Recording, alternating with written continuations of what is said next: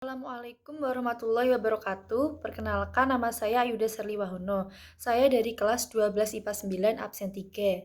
Di sini saya akan menjelaskan tentang perlindungan hukum dan penegakan hukum di Indonesia.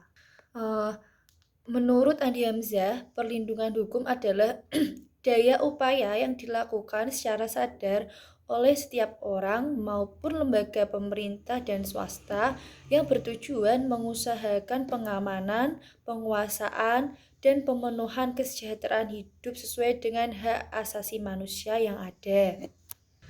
Sedangkan menurut Simanjuntak, perlindungan hukum adalah segala upaya pemerintah untuk menjamin adanya kepastian hukum serta memberi perlindungan kepada warga negaranya agar hak-haknya sebagai warga negara tidak dilanggar. Jika ada yang melanggar, akan mendapatkan sanksi. Eh, Perbedaan perlindungan dan penegakan hukum. Perlindungan hukum adalah upaya pemerintah atau lembaga untuk mengusahakan pengamanan, penguasaan, dan pemenuhan kesejahteraan hidup sesuai dengan hak asasi manusia. Sedangkan penegakan hukum adalah upaya untuk melaksanakan ketentuan-ketentuan hukum dalam berbagai macam bidang kehidupan. Kemudian ada unsur-unsur perlindungan hukum, yaitu diantaranya adanya perlindungan dari pemerintah kepada warganya.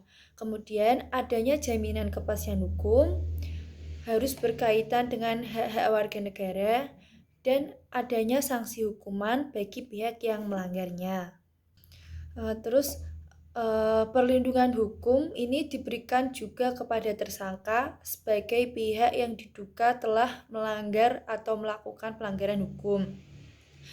Perlindungan hukum terhadap oleh tersangka diberikan berkaitan dengan hak tersangka yang harus dipenuhi agar sesuai dengan prosedur pemeriksaan. Perlindungan hukum dapat terwujud apabila proses penegakan hukum dilaksanakan. Proses penegakan hukum merupakan salah satu upaya untuk menjadikan hukum sebagai pedoman dalam setiap perilaku masyarakat maupun aparat ataupun lembaga aparat penegak hukum lainnya. Sebagai negara hukum, Indonesia wajib melaksanakan proses perlindungan dan penegakan hukum. Negara kita juga wajib melindungi warga negaranya dari berbagai macam ketidakadilan, ketidaknyamanan, dan penyimpangan hukum. Kemudian selain itu, negara kita juga memiliki kekuasaan untuk memaksa seluruh warga negaranya untuk melaksanakan semua ketentuan-ketentuan yang berlaku. Untuk pentingnya perlindungan dan penegakan hukum ada 3 hal. Yang pertama adanya tegaknya supremasi hukum, tegaknya keadilan, terus untuk mewujudkan perdamaian di masyarakat. Ada beberapa faktor keberhasilan proses perlindungan dan penegakan hukum. Yang pertama yaitu ada hukum, di mana hukum itu adalah undang-undang yang dibuat tidak boleh bertentangan dengan ideologi negara.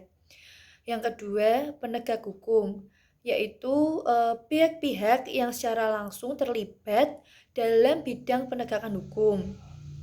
Yang ketiga, ada masyarakat, yaitu masyarakat lingkungan di mana hukum tersebut berlaku atau diberlakukan. Yang keempat, ada sarana atau fasilitas yang mendukung penegakan hukum.